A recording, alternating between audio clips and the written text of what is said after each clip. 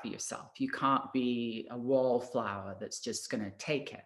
And I think that's hard sometimes because some of the girls, that they've done it for a long time and they're used to getting their point across no matter what.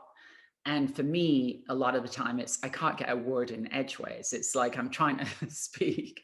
So I've shouted, I've gotten up and said things. So you just have to have that strategy where you're not going to sit back and let people bully you, because that, you just can't do that. Do you think this group is, they're as, like you said, you had lunch with Ramona. I mean, the Housewives, like they're on par with the Housewives. Do you think they're more intense than Housewives? I mean, is it equal? I mean, well, Ramona told me a funny story. She said in interviews when they're saying things, she'll go, "Oh, we're not Atlanta," which means that they will never have altercations like the Housewives of Atlanta. And that's what the Housewives of Atlanta are kind of known for. And then when Married to Medicine came out, it was doctors and doctors' wives. So it wasn't really Housewives of Atlanta. But some of the scenes definitely go there, I would say. They definitely hold a par with the Housewives of Atlanta for physical things, which is crazy to me. Like, I would never put my hands on a person. Even if someone did to me, I would deflect the drama.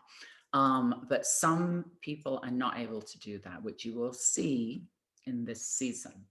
Yeah, like when that mid-season trailer, it did seem like something was coming, that people had to be separated. It was hard to even tell what was going on, but it seems like there is a physical altercation coming. Yes, and it's not good. Bravo doesn't like that. They don't agree with that. So it was definitely a shock for everybody. Were you there? And like, do you ever get scared? I mean, I've asked other housewives this because like I've had people on like from Potomac where there was a thing between two housewives, Monique and Candace. Like, do you ever get like scared when you're there and it starts getting physical? I mean, I probably would.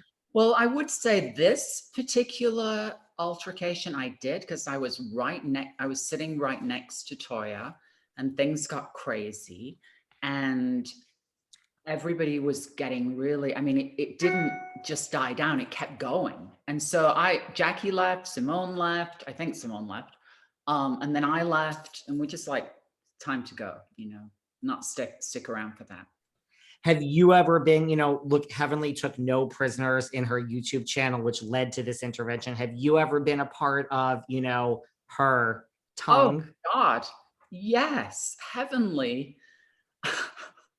Heavenly last year said, she goes, "Kari Wells, I'm coming for you. I think you're coming back because I said Dr. Damon Daddy, and that really pissed her off, even though it was just meant as a joke. So I think she definitely came for me. She did. And she said, "Kari Wells, I'm coming for you. If you want to, I just take it all as a grain of salt." I remember she did not like the Dr. Damon Daddy at all. Oh no, she didn't let that go for a long time, but that was just a joke. Like, that's the thing in this show and in this with this group of ladies, whenever one person does something they don't like, they go, "Oh, that's a joke." But then when the other person does it, it's not a joke. So you just have to, you got to take the rough with the smooth. Do you think Heavenly has like learned from this intervention, learned from everybody saying like, "Look, you truly hurt us. We're not angry"?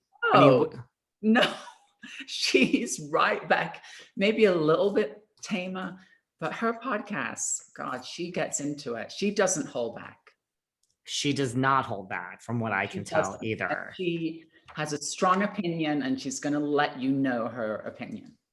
What about, like you say everything, like some things are jokes. We had this thing where like Ania and Dr. Saja showed up as movers. Oh my God. I didn't think that was that big a deal, but apparently Toya and Eugene did. Yeah, I think they took it as a great offense because it maybe hit home or it hit a nerve, but that was a joke. Like, it was not meant to be malicious. It was just supposed to be funny. It was a dress up night. I think they don't like to be the target of people's jokes, which is understandable, but I think they took it way too seriously. Do you think, because like Eugene got more upset than Toya, like, do the husbands sometimes, are they more drama filled than the No, the wives? husbands normally are really calm, and they don't, you know how it is, guys versus girls. Girls are a lot more drama most of the time, maybe not with all guys and girls, but definitely with these group of doctors. And I think Eugene, like, it really hit a nerve. Like, he took it very seriously. I was like, what is going on here? Dr. Saja, though, is funny. Like, he'll hold his own. He doesn't back down either. So that's good. He did hold his own. Yeah, he does. Well, you also had, you've been on many a trip. We have this Vegas trip that looked kind of fun. Yeah. Yeah. They have another trip coming up, which will be revealed.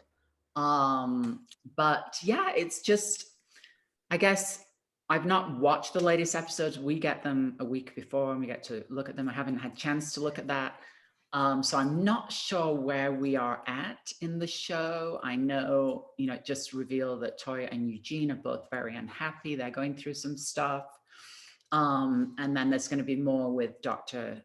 Saja and Anila and what they have to go through. But yeah, it's going to be, the rest of the season is going to be pretty exciting.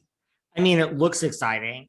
On this Vegas trip, they did, we end up playing this game, like Never Have I Ever. At the minute we hear this on any reality show, it's like, is there any world in which this is going to end well?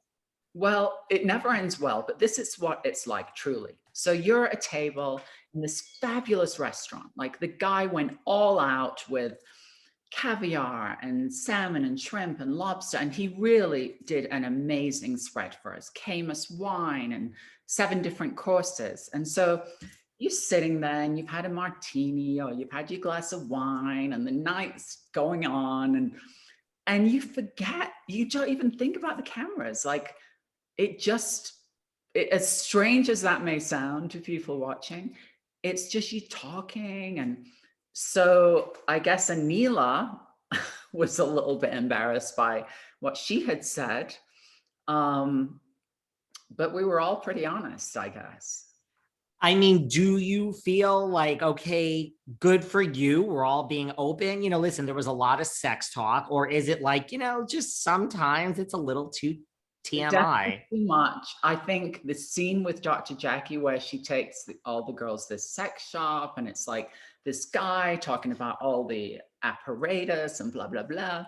Like that, for me, I was just shopping. I was walking around shopping. I don't need some guy explaining to me how things work on my private parts. I just don't. Like, if that's for you, all well and good, but I can choose my own things if I need them.